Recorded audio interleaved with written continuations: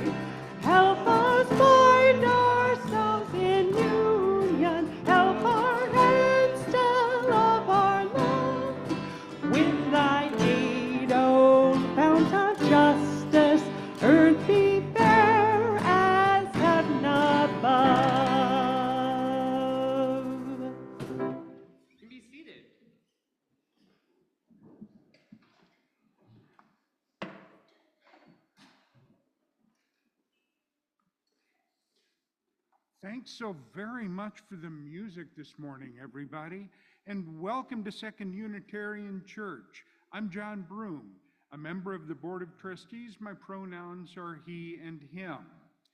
Now, this very cold morning, we're in person both at the Admiral at the Lake and here in the 2U Sanctuary. We're also continuing to meet virtually using Zoom. We're glad you're here, whichever way you're attending. If you're in the sanctuary and would benefit from hearing assistance, we have devices available, as well as noise-canceling headphones for both adults and children.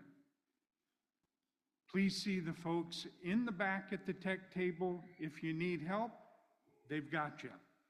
We encourage folks to wear masks during the service. The practice prevents transmission of COVID and helps us center the needs of those who are most vulnerable. Now, we especially welcome new members and visitors this morning. Finding a new community and making new connections can be challenging, but please know we're excited to have you here and we look forward to getting to know you. Now, if you'd like, there are blue mugs available during coffee hour that you can use to signal to others you'd like them to come up and say hello. Now, if you're not sure what to say, the Drum Ally Group has come up with a question each week to help spark conversation. You can find that question on the sign on the coffee hour table. And by the way, we always need people in the kitchen after coffee hour. It's a great place to see old friends and meet new ones. Now, our worship today is led by the Reverend Jason Lydon, along with Harris McKee as the worship associate. Music this morning is provided by the 2U Band, members of the 2U Choir and Director of Music, Carl Kennedy. Our time together requires a large number of people who make possible the worship, the music, and the technical production. Their names are listed in the order of service, and we thank them for their ongoing care for our congregation. Time for announcements. Next Sunday, December the 8th, first, after service, everybody is invited to stay to help us transform our space for the holiday season. We'll deck the halls, trim the mitten tree, and enjoy festive music as we decorate together. This is a fun activity for all ages, and no decorating experience is needed. Perhaps. No promises, though. Just bring your holiday spirit and cocoa.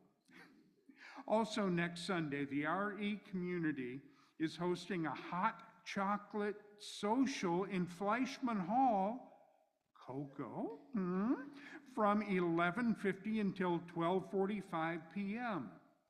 Kids, families, teachers, and child care providers are all invited to sip on this delicious hot chocolate and enjoy a mitten craft activity. We hope you'll join us for one or both of these festive events as we kick off the holiday season together. And finally, the 2U Family Choir will return to perform on Sunday, December 15th. All ages and levels of experience are encouraged to participate. We'll meet in the sanctuary at 9:30 before service to learn a couple of simple songs to perform that day. It's a great opportunity to have fun with some great music and connect across generations through the power of singing. Now, if you're interested in participating or have questions, reach out to our Director of Music, Carl Kennedy, the gentleman behind the piano. You can find additional announcements in your order of service. Now, a couple of things about greeting your neighbor, and we'll do that in just a minute. It's vital that we do this with the utmost focus on consent and comfort. Whatever method of greeting you do, please ask the other person if they feel comfortable with that same level of contact. We all have different needs about how our bodies are in contact with others, so please be mindful. Now, this is the time to take a moment and to greet your neighbor.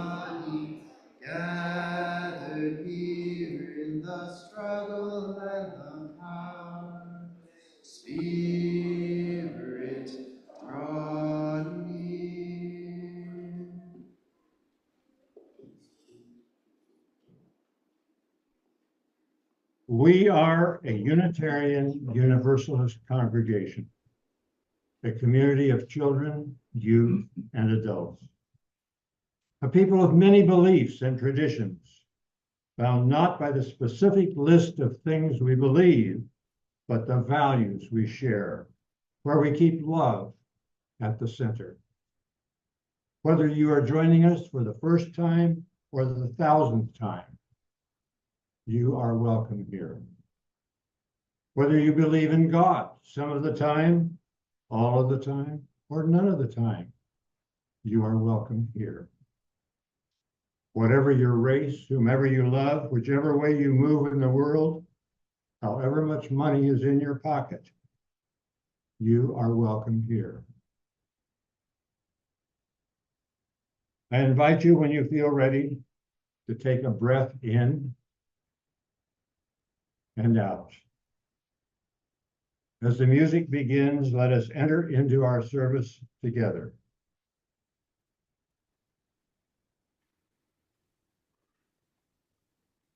Our introit this morning, Where You Go, is written by Jewish singer-songwriter Shoshana Jedwab. And in her words, the song is for those insisting on compassion and inclusion in our society. It was inspired by the most famous passage from the story of Ruth and Naomi from the book of Ruth, which also acts as an entry point for interpreting the biblical story through a queer lens.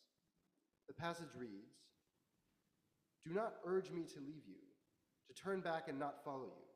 For wherever you go, I will go. Wherever you lodge, I will lodge. Your people shall be my people, and your God, my God."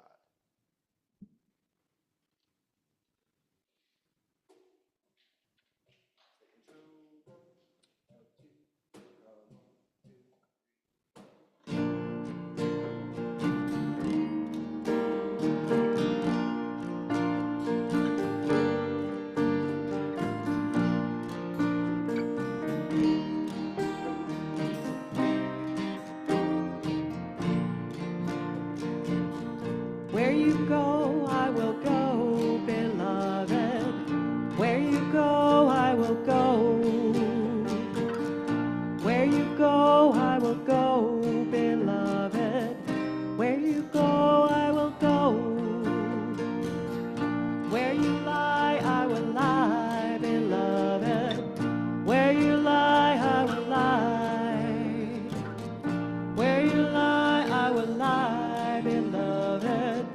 Where you lie, I will lie. Where you go, I will go, children. Where you go, I will go.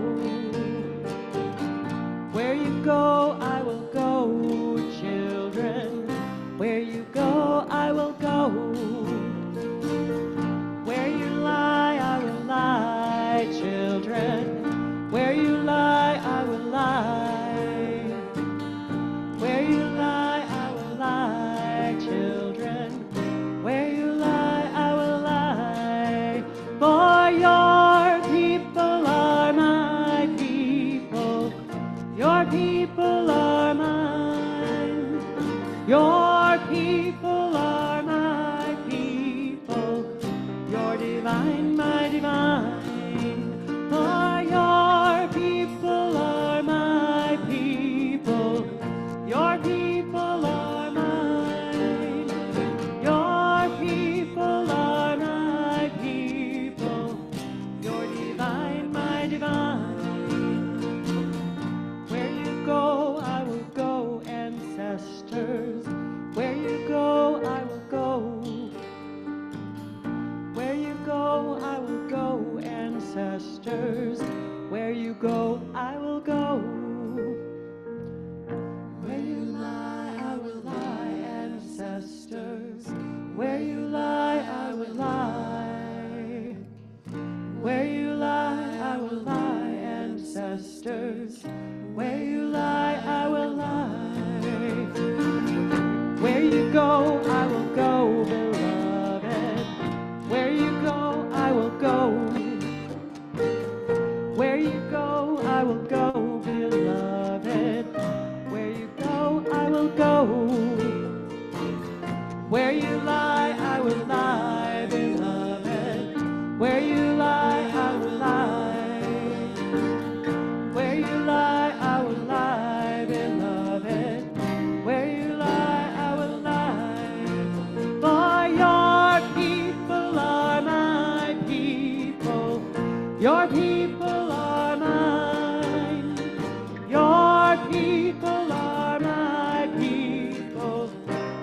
divine, my divine. Your people are my people. Your people are mine. Your people are my people. You're divine, my divine.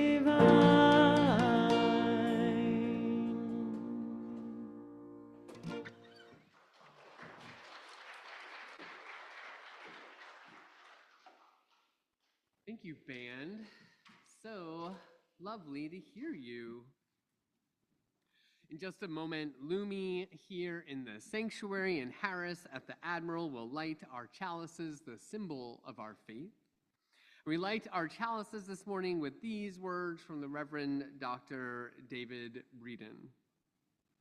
Welcome to this place where equity and justice transcend mere dreams, where they are the air we breathe.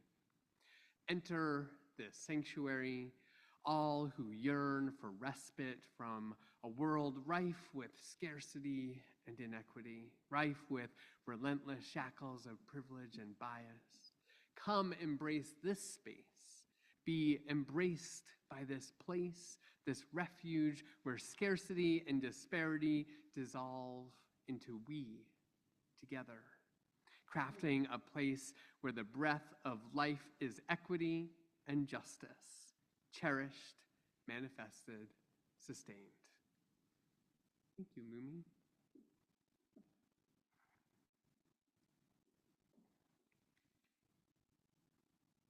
Please rise in body or spirit and join me in reciting our covenant.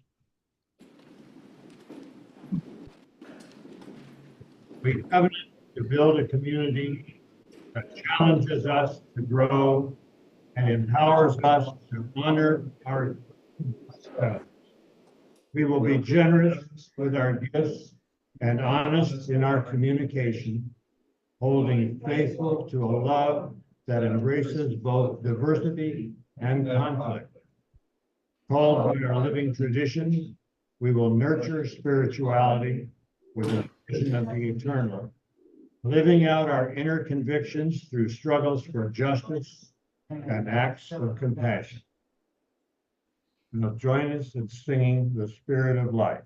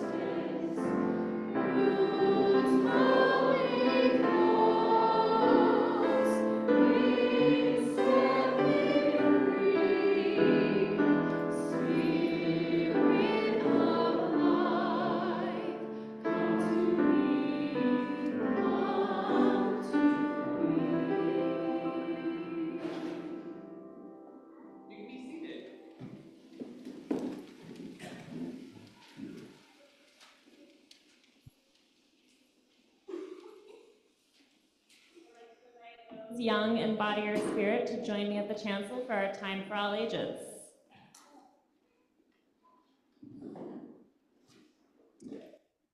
All right, welcome my friends. It's great to see all of you. I'm going to show you an image that some of you may have seen before. We can leave this closed for another couple minutes. This image is often used to show the difference between a couple of concepts. And I think it'll appear on the screen in a moment as well for the grown-ups. So what do you notice in these two images? What is the difference here? Go ahead, Lumi. One of them are like, you see like a 3, like a stair, but the other ones are like flat, like 1, 2, 3, 1, 2, 3. Yep, absolutely. You see a difference in the amount of stairs or crates or whatever it is that they're standing on. Yeah, Marion, you want to add to that? Two things. I noticed that in one, the littler kids, they all got equal, but one of the kids couldn't even see at all. Also, I think you showed us these last year in the Time for All Ages. Did I really? It's totally possible. I didn't even remember that. You guys have a good memory. You know what the difference is? So those ones are flat, but those ones are like 1, 2, 3, but those ones are like 1, 1, 1. Yes, very well said, everybody. Thank you, Lumi, Marion, Malachi. Yeah, absolutely. Yeah, so we're noticing in the first image that everyone's getting the same thing. It's fair and it's equal. And the littlest kid, as Marion said, can't see over the fence to see the baseball game. And in the next image, they're each getting different things so that everyone can see over the fence to see the baseball field. And instead of being fair and equal, we would say that this is just and equitable. It's showing us a demonstration of justice and equity. Marion, did you have one more thought to add? You said exactly. Okay, so let's take one moment. I'm going to give each of you a clipboard with a piece of paper on it. Lumi, maybe you can help me pass them out on this side, and Marion, you can help me pass them out on this side.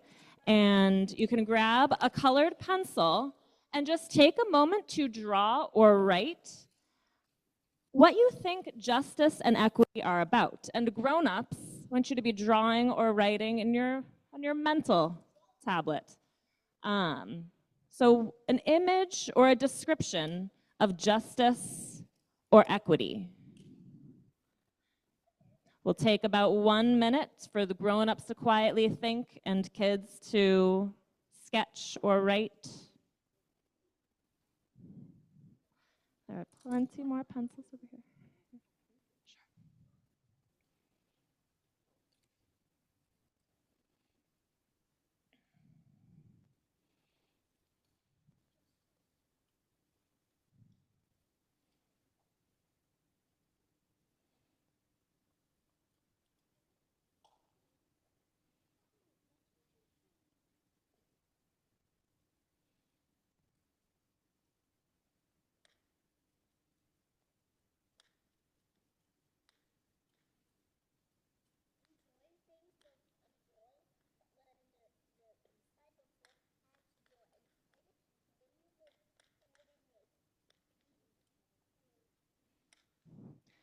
Okay, take another moment to find a stopping point. I'm not going to say finish because you might not finish, but you can bring these with you to your RE classes and maybe find a few minutes to finish them, like during snack at the end of class.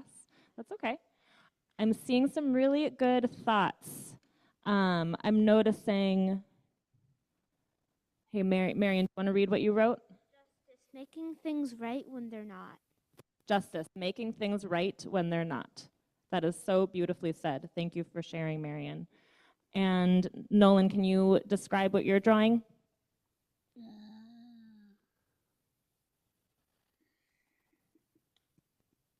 The same thing as the picture in the box. Okay, yeah, it looks like you're drawing sort of different levels of support for you versus Sienna, since you're different people that need different things. Thanks for sharing. Did you have a complete thought you want to share, Zala? For it. Equity means everyone gets what they need versus equality means everybody gets exactly the same. So I think I actually would prefer if everyone got equity. Awesome. Thank you. Very well said, Zella.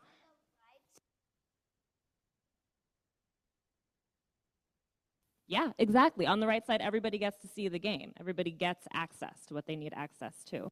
All right, these are excellent drawings and descriptions that you guys are developing. And again, you can bring these to RE and maybe take some time during snack at the end of RE to finish these up if you like. I didn't really distinguish between the concepts and the important UU values of justice and equity. We sort of use them interchangeably during this time for all ages. And that's because I'm not 100% sure what the difference between justice and equity is. And you're going to hear, grown-ups will hear a little bit more about that wondering from Reverend Jason during the rest of the service. And kids, that's something that you can continue grappling with as well.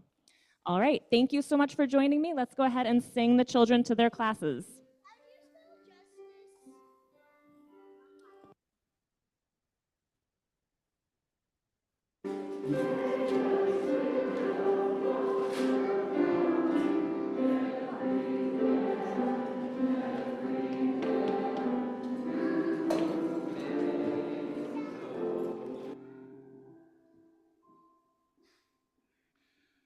So today is a day of celebration, a day when we draw the circle a little wider to make room for these friends who have decided to make the commitment to join us as members of the Second Unitarian Church of Chicago.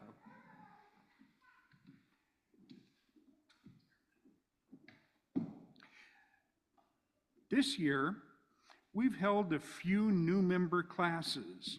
We've talked about the various journeys that led each of us to this community and what prompted us to choose this place as our church home. We talked about the history of Unitarian Universalism and the story of our congregation and how it works.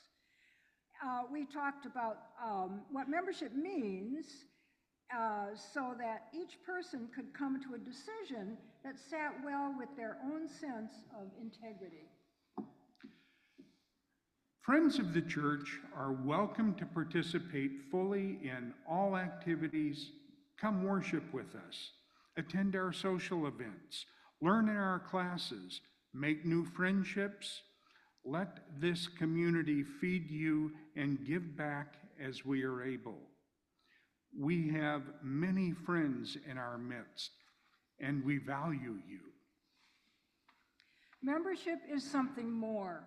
When you sign the book and become a member of this church, you're saying that your commitment to this community runs deeper. When you are a friend, you have an expectation that this church will meet your needs as an individual. As a member, you are pledging that the community can ask things of you in return. Members of the Second Unitarian Church of Chicago gain the privilege of voting and having a voice in shaping the future of this beloved community, building a strong foundation for generations yet to come.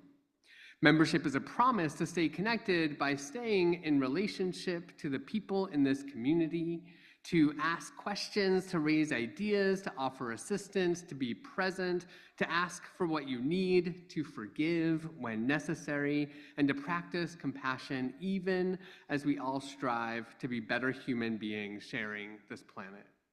Membership is a promise to stay at the table even when the going gets rough.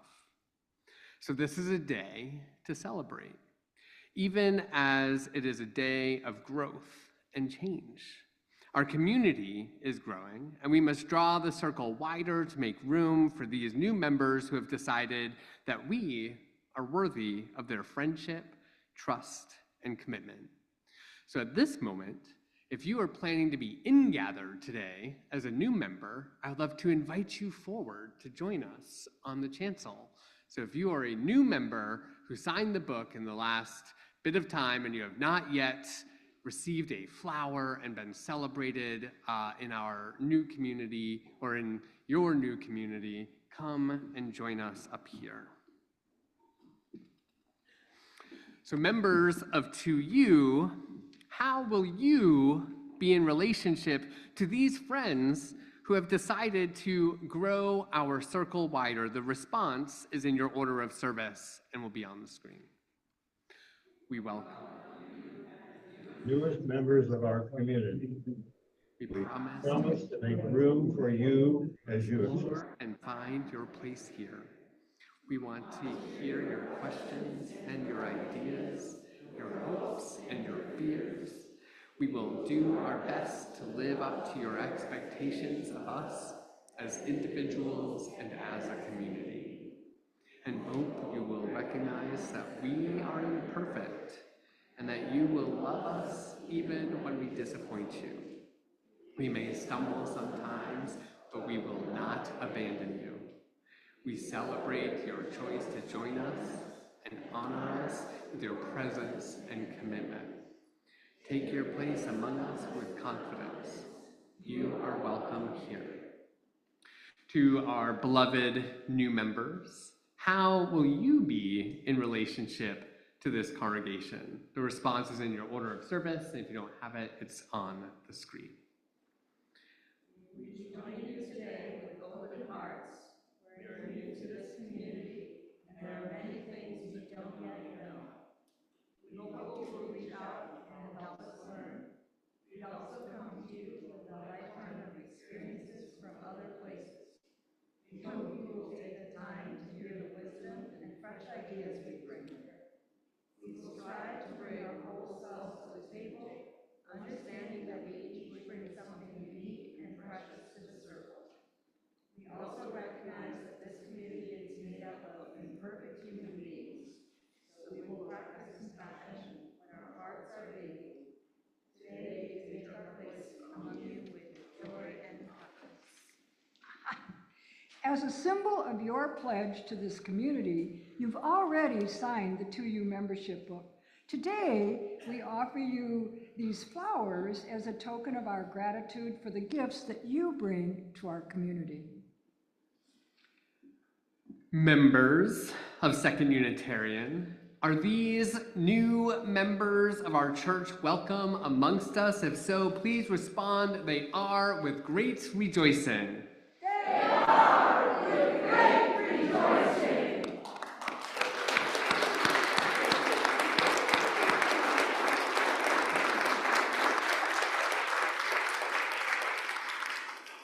So, new members, if you would be willing to take just a second to say into the microphone your name and pronouns if you would like. We're all still getting to know you and would love to hear who you are.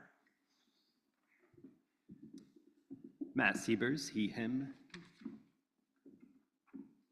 Nina, I use she, her, hers. Elizabeth Anderson, she, her. Angeline Groves, she, they, and also my partner Rob and Marion and June are also joining.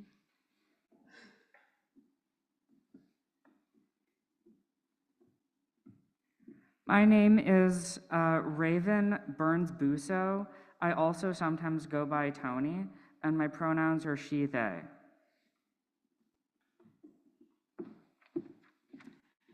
Debbie Stone, she, her. Kelly Talbot, he, him. Thank you so much, my friends. Welcome to joining our community. We are so, so blessed to have you. You can take your seats again.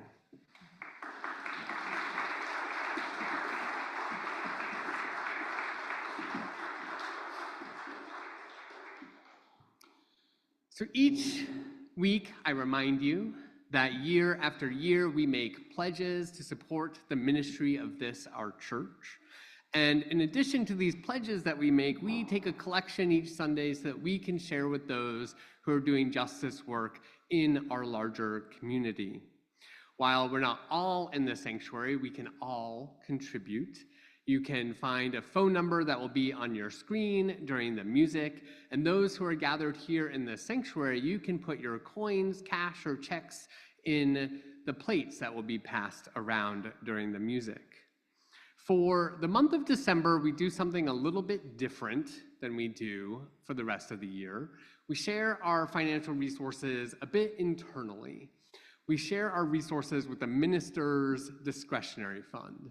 And so what is this resource that we are sharing with? Well, this is a vital resource that makes it so that I can give cash money to people who are in immediate need.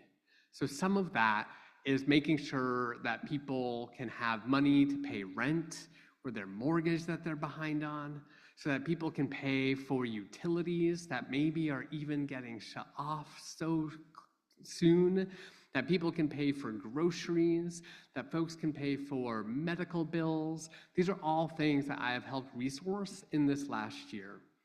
When I first came to 2U 5 years ago, we had quite a bit of abundance in our minister's discretionary fund. We are at a point where that fund is a bit lower than we need it to be, because people come to me all the time, people within our congregation and people who just hear about us and are coming to us looking for help, because churches, that's one of the things that we should be doing, is just showing up for people who need us. And so when you're thinking about your giving this month, I want you to imagine how it would be for you to be down on your luck financially, how it would be for you not to be able to make ends meet, and what kind of money you might need to take care of yourself, your family, those that you love. And so when you're giving, we are trying to raise kind of about double what we do each month, so that we can really resource this. I want to just kind of note that sometimes I have to use professional expenses or other financial resources to help people out because we don't always have all of what we need. And so it's my big hope that we can use this month to really resource this work so that we can meet the immediate needs of people in our community. And so at this moment, Harris, would you share our offertory words? Now I invite you to join me in reading our offertory words. The words are printed in your order of service and will be on the screen shortly. This church is the community of ourselves. Its energy and resources are our energy and resources. Its wealth is what we share. As we contribute to the life of this community, we affirm it and enable its participation in the larger world around us. The offering will now be generously given and gratefully received.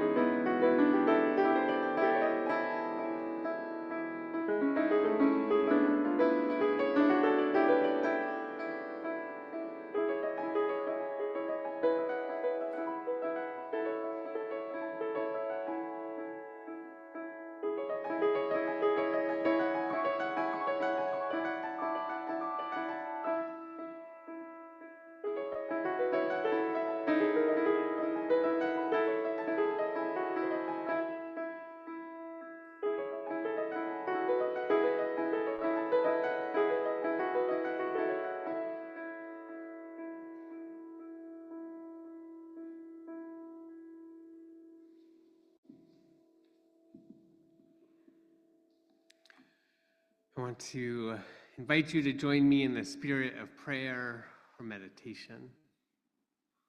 Let's begin by breathing together.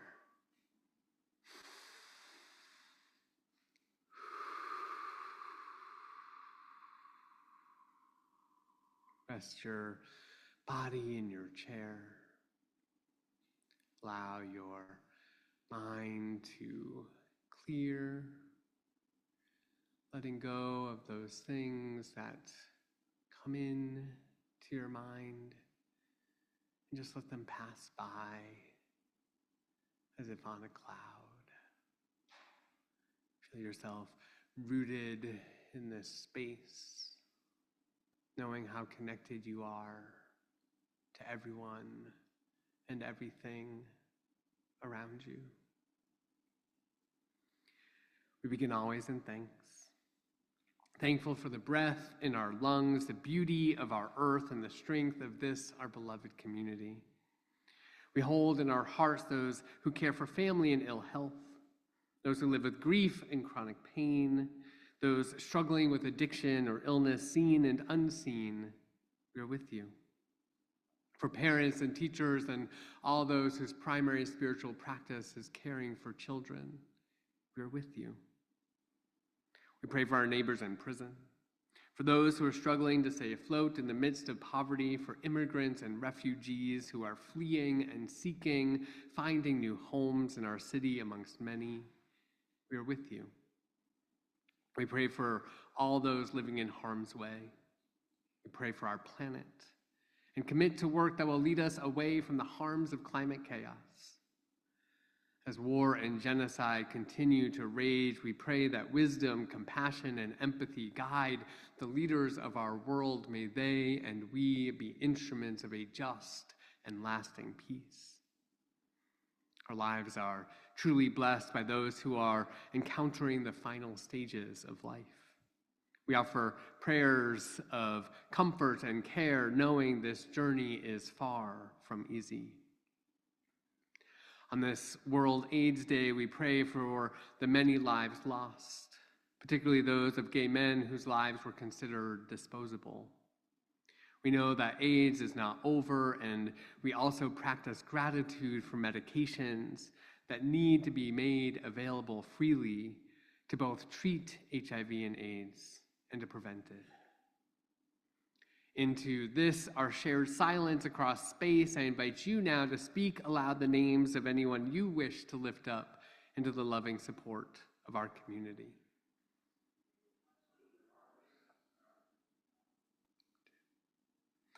With our deepest compassion, let us hold in our hearts those named and unnamed, those remembered and those forgotten.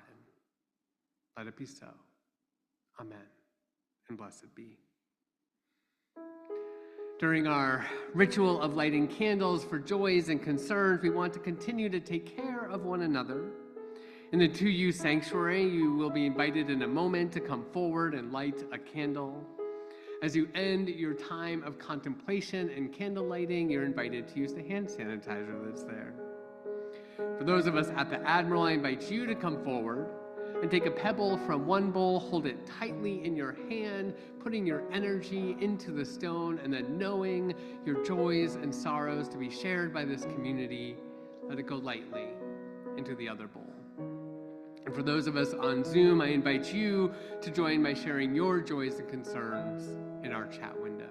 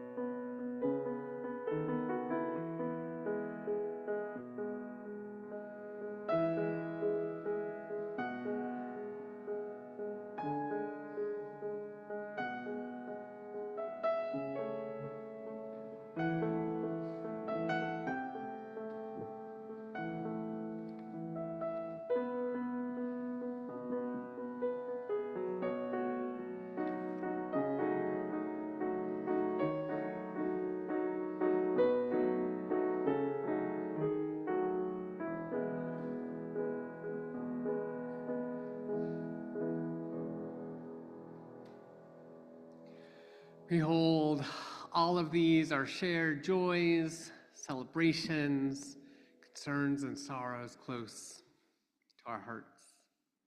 Harris, would you share our first reading, please? Our first reading this morning is written by Adrienne Marie Brown, Civility and Small Resistance. As you may have noticed in the order of service, Adrienne Marie Brown does not use capitals in her name. She also does not use capitals in her writing, but fortunately, she does use punctuation.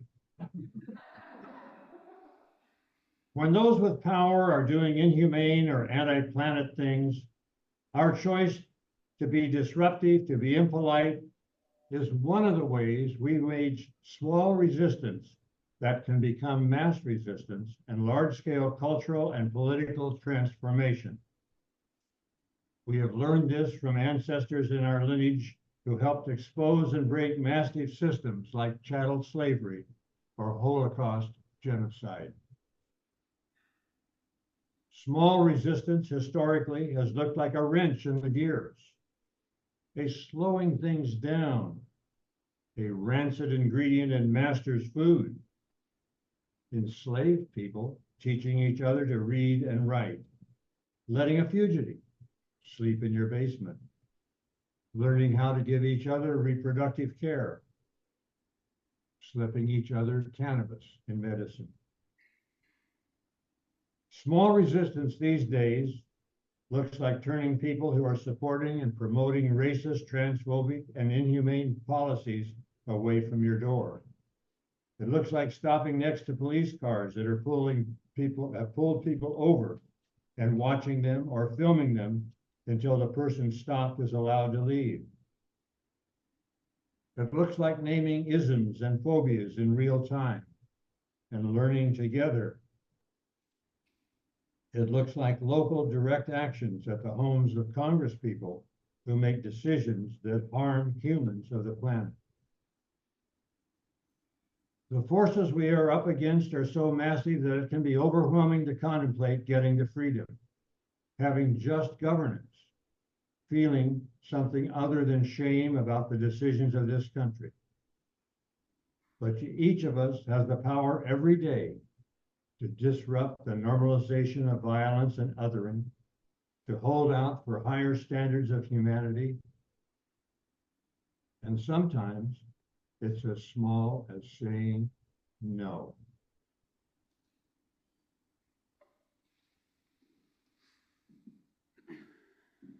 Thanks, Harris.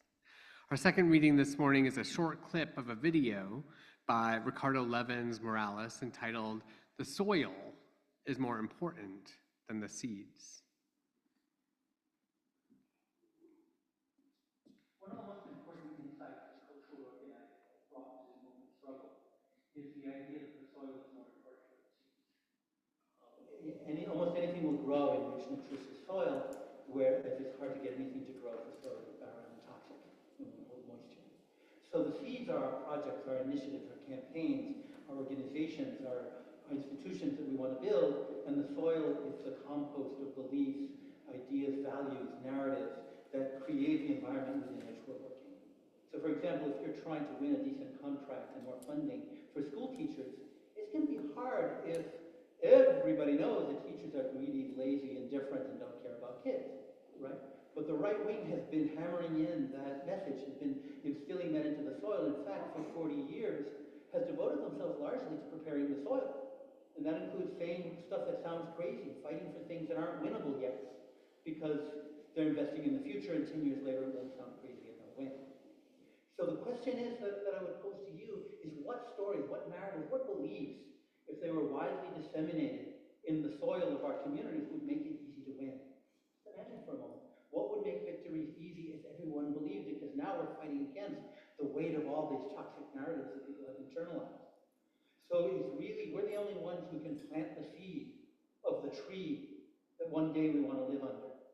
And we need to begin preparing the soil in which that tree can grow.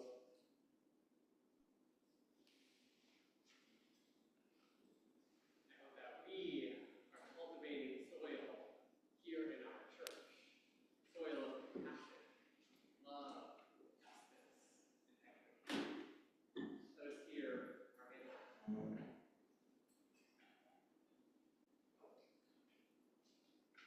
anthem today, Crowded Table, comes from the musical supergroup, the Highwomen. And like all of us, this song is powerful and imperfect. There's a lyric in the chorus that says, "Let us take on the world while we are young and able." And I just want to let you know that nobody up here thinks that you need to be any kind of young or any kind of able in order to take on the world.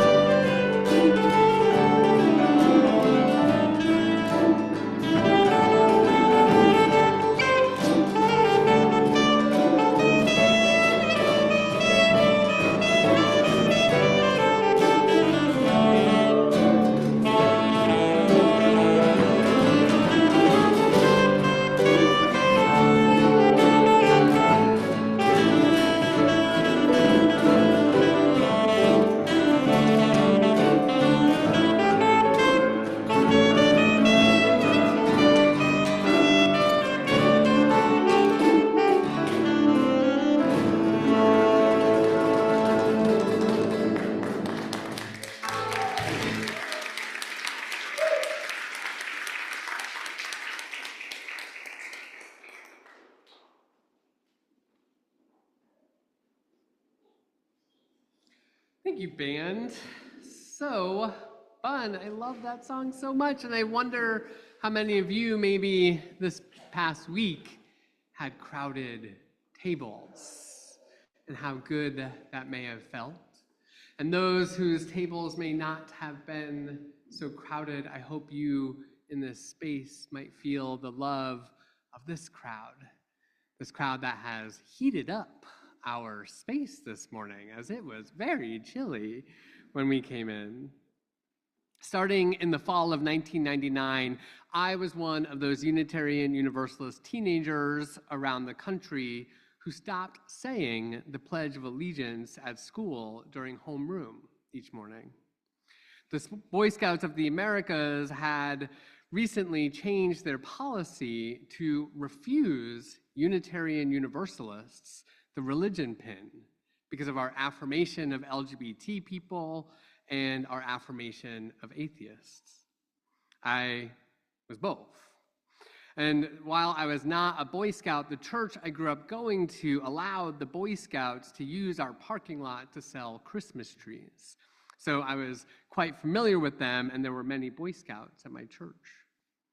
These two things overlap because many UU teenagers were thinking about what it meant to be asked to say a pledge that had the words "under God" included in it. What did it mean for us to say these words when so many of us and so many in our religious community didn't believe in God? How could we say these words day after day? And more importantly, how could we be made to say these words day after day? Even though the Supreme Court had ruled in 1941 that children could not be forced to say the Pledge of Allegiance in school, most even of us had consequences if we chose not to. The words "under God" were the beginnings of our UU resistance as young people to the pledge, though soon it also included broader kind of critiques of nationalism. Was it really appropriate for those of us who affirm the interconnectedness of all existence to pledge our allegiance just to one nation? During a youth conference, a group of us got together for a workshop to imagine what we might say instead. What would feel good and align with our values? We wrote a lot of drafts. We brainstormed lots of different words. We wanted to keep some of what was in the pledge, in part because we wanted it to be easy to remember, but also allow ourselves to be somewhat discreet as we said different words each day at school. I am a bit disappointed that I no longer remember all of the words. I do, however, remember how it started and ended. We began, "I pledge allegiance to the earth and all who live upon it." And it ended with liberty, justice, and equity for all. While the point of this new pledge was to be discreet during homeroom, that wasn't exactly my strategy. The previous year, I had met with my school principal and superintendent, along with my parents and a lawyer, threatening to sue them. They would not let me start a gay-straight alliance in my high school, a clear violation of Massachusetts law. Fortunately, I won without going to court. But given my relationship to the school, my sense of antagonism was a bit high. I know a lot of you are shocked about that. My spoken pledge, it wasn't going to be so quiet. In fact, it was probably louder than everybody else's, and I can still remember the look on my homeroom teacher's face as she turned around to look at me during the pledge. Instantly, her own voice became louder than mine. "Mr. Lydon," she boomed, "main office now." I was quickly given detention for my actions. I knew I was not supposed to receive consequences for refusing to speak aloud the pledge. Disturbing the classroom, though, different story. I took my detention and was then allowed to skip homeroom and go straight to my first class of the day for attendance following that. There was really no need for my school to keep dealing with my somewhat annoying self. But I felt proud. I felt like I was living my Unitarian Universalist values. I felt like I was connected to UU young people all around the state who are doing similar things, UUs around the country who are taking similar risks, who are pushing back against their schools. I wasn't alone. Courage often comes from a collective, even when you can't see that collective immediately around you. I could feel my sibling Unitarian Universalists in my heart, reminding me that justice and equity were on our side. Justice and equity are two of the new evolved values we're covenanting to affirm as Unitarian Universalists. With love at the center of our faith, justice and equity join 4 other values to guide us on our UU path. No language can ever be perfect to shape religion or much of anything. I love words very much. I say a lot of them, like a lot of them. And I feel honored, blessed, and accountable for the trust that you put in me to use words time after time from this pulpit. I wonder, though, if you, like me and like Brittany mentioned earlier, kind of wrestle with the difference between justice and equity. The UUA's Article 2 language gives us a little bit of guidance here. The language accompanied by the 2 values is as follows. Justice. We work to be diverse, multicultural, beloved communities where all thrive. We covenant to dismantle racism and all forms of systemic oppression. We support the use of inclusive democratic processes to make decisions within our congregations, our association, and society at large. Equity. We declare that every person is inherently worthy and has the right to flourish with dignity, love, and compassion. We covenant to use our time, wisdom, attention, and money to build and sustain fully accessible and inclusive communities. Sit with these words for a minute. Which ones jump out at you the most? Are there some you align with more than others? Are there stories that immediately come to your mind that could demonstrate how these values can be affirmed and practiced in our congregations and beyond? One of the anxieties expressed as we voted on these new values was what would happen with the new 8th principle we had just affirmed through the work of so many UUs around the country. But much of that 8th principle is present right here in the definition of justice. Relatedly, there were those who were anxious about losing our favorite language from our 7 principles that we had affirmed for nearly 40 years. Yet quite a bit of that language is re-articulated right here as well, with some notable changes. As a young person, those teenage UUs I collaborated with chose to include the words justice and equity. Is it possible to have justice without equity?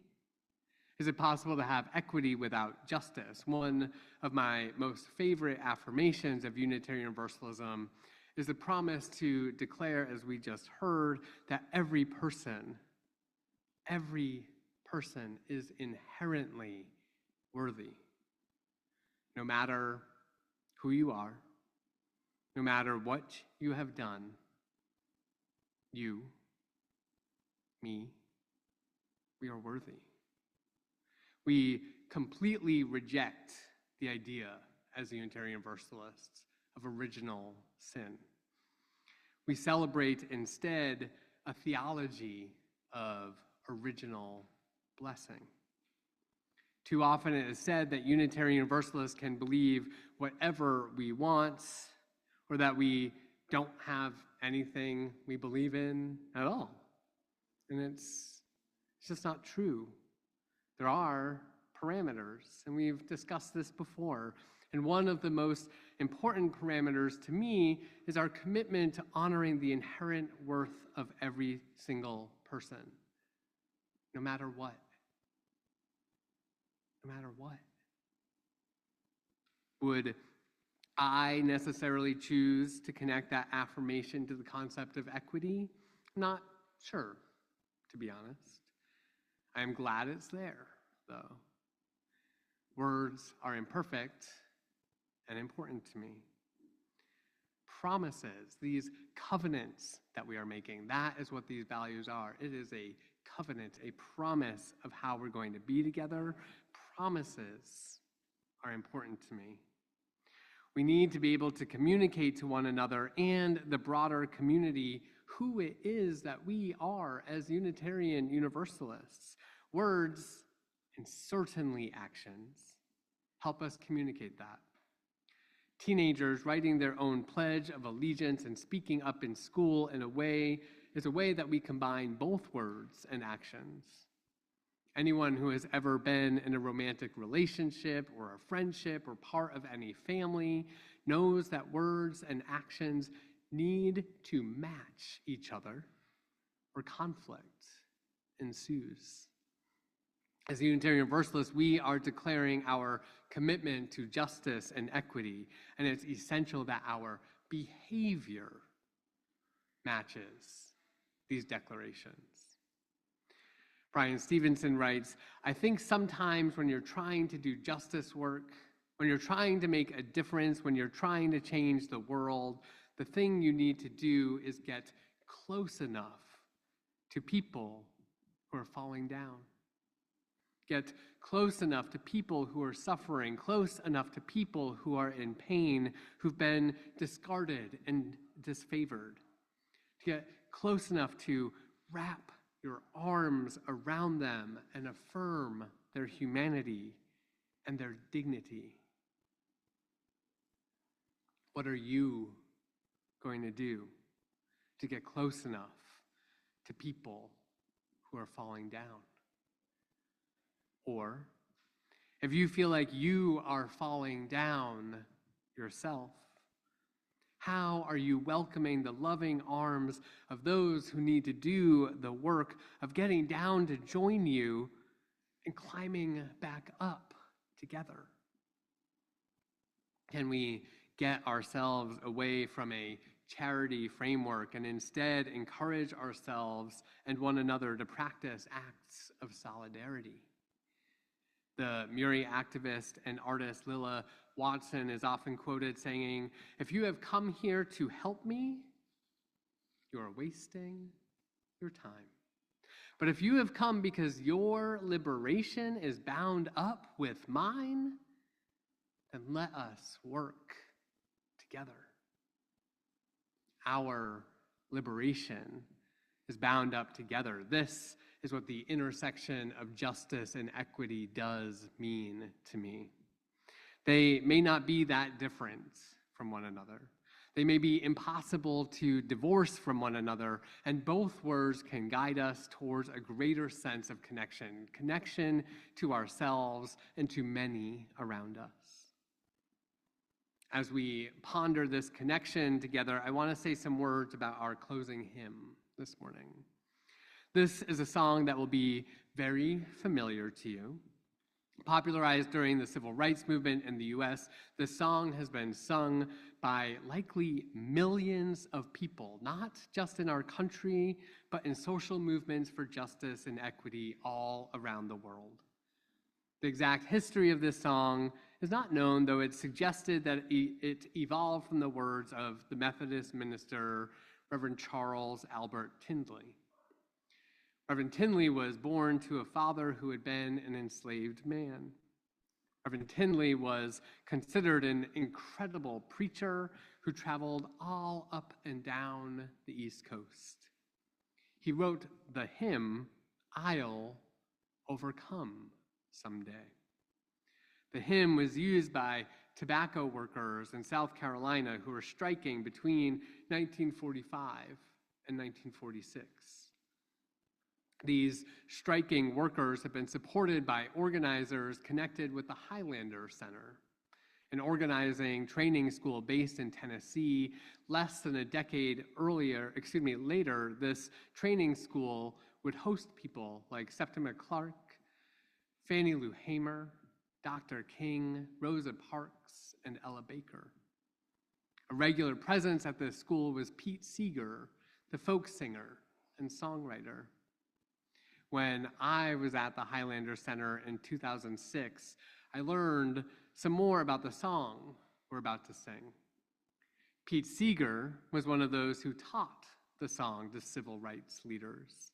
He would play on his guitar or banjo and get the crowd gathered, singing together. Many recognized how essential music was to sustaining people in the movement. So many people were putting their bodies and even lives on the line for racial justice and collective liberation, and they needed to sing, just as generations upon generations of justice seekers had done before them. So we are going to sing "We Shall Overcome" this morning, because we too are joining the lineage of those struggling for a more just world. There is much we must overcome. There are struggles before us that are deeply personal and profoundly global. We might be scared at moments, we might be angry, we might feel righteous, we might have feelings of defeat, and we can always sing. Even if your voice trembles, as I know mine does at times, you can still sing. And so if you would like, I invite you to rise in body or spirit and lift your voices in singing this song, hymn number 169, "We Shall Overcome."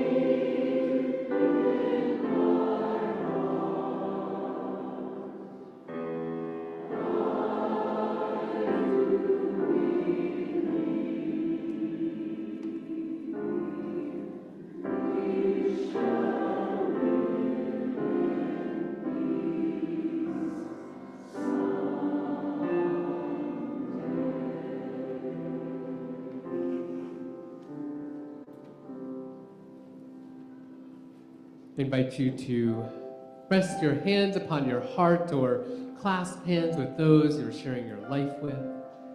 And hear these words from the 19th century Unitarian minister, Reverend Edward Everett Hale. I am but one, but still I am one. I cannot do everything, but still I can do something. And because I cannot do everything, I will not refuse to do the something that I can do. Let us, beloveds, keep doing the something that we can do. Go in peace.